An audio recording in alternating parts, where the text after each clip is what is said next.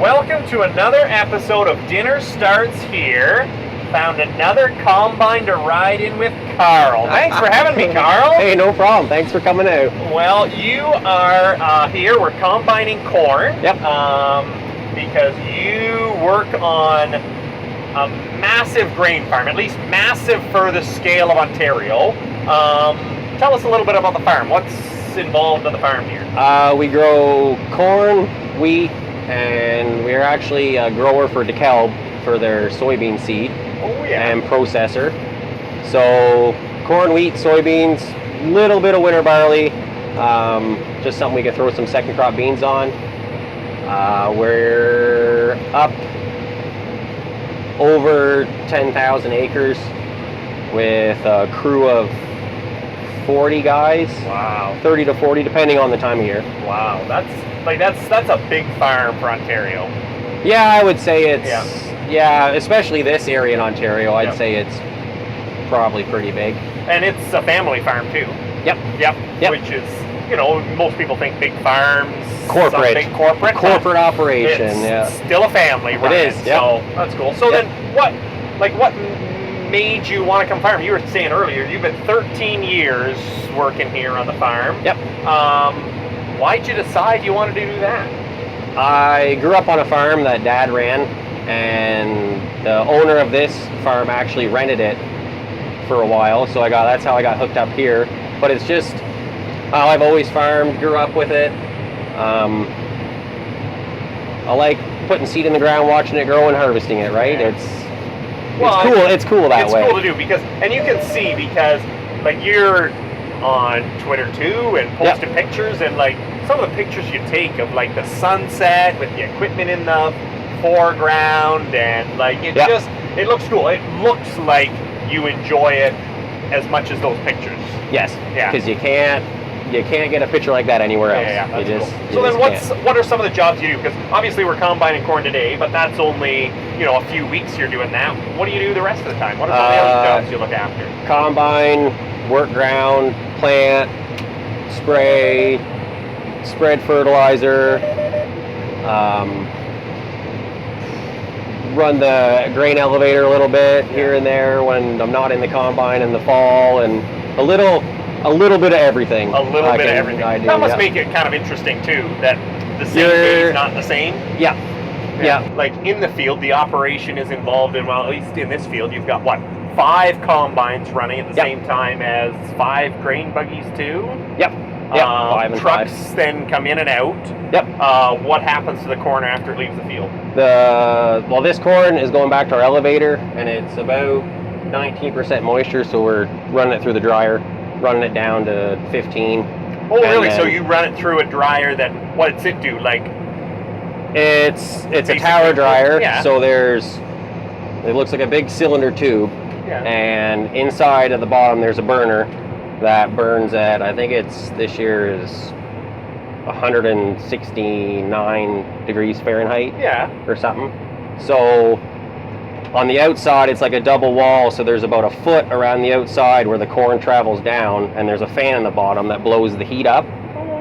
So it blows the heat up and out the screens. It's a perforated cylinder, so it blows the hot air through the corn, which dries it down. Really? And then so it's basically taking that moisture out, and then what, does that help it store better? Or why? Store better. Yeah, and then storage. It'll keep all winter long into next year, no problem. Yeah, we run the fans on the bins to get it cooled back down, and the odd day here and there to just kind of push some air through it. Yeah. But and then the majority of ours, I would say, ends up at the ethanol plant. Oh, really? Yep. Turned into ethanol, so then it's going to be mixed in with the gasoline all across for the your province. cars and lawnmowers and whatever. All that kind of and some of it goes to feed mill, so that goes for cattle feed and pig feed and chicken feed. Now the other thing, and it kind of reminds me, because we're kind of back, along the field is the 402, which obviously you're not driving along with your equipment. You're going on another main road that we're on right now. Yes. It must be pretty interesting to get on the road with this kind of equipment, is it? It's, Is interesting the right word? I chose the wrong word. It tests your patience. Does it test your patience? Yes. Because, certainly, the equipment that I've got is not at all this big, but you get on the road and some people like to be in more of a rush than others. I mean, the reality is farm equipment can't drive 100 miles an hour like everything else. Nope. These combines go 19 to 20 mile an hour. 20 mile an hour is their maximum speed. That's as fast as they're going to go down the road. You're wider than, like a Civic or a Corolla. Oh yeah, quite a bit. So then, I mean, driving down the road, you must wish that people would just take it easy. Man. At least some people. Some people will be awesome. The biggest thing on the road is, I don't think people understand that the blinker on your car, these have one too. Oh, that actually when the left-hand side is blinking and we're turning left. You're turning left. Yeah, so it works just like the one in your car does. Oh, because, so what, if you have your blinker on, you know it's working, and then all of a sudden you're just making, good thing you got big mirrors, but you're going to make a left-hand turn and somebody's coming up beside you passing you. I have had that happen before. Probably more than once. Numerous times. I know one time I was pulling into the home base and I got halfway across the left-hand lane and the implement I was pulling wasn't super wide, but it had about 5 blinkers on it. Oh, so yeah. You knew it was hard to miss.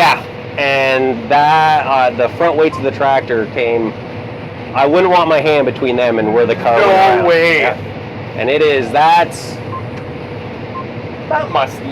makes you nervous because it's one of those things that you're trying to be careful, but you're hoping everybody else around you kind of just eases up a little bit. Yeah, and we always make sure our lights are working before we leave in the morning. The mirrors are clean. We got cameras on the back of everything to see what's coming up behind you. But that split second when you check the camera, check the mirror, and then you go to turn, and that's when somebody's just in a hurry. Somebody's too fast.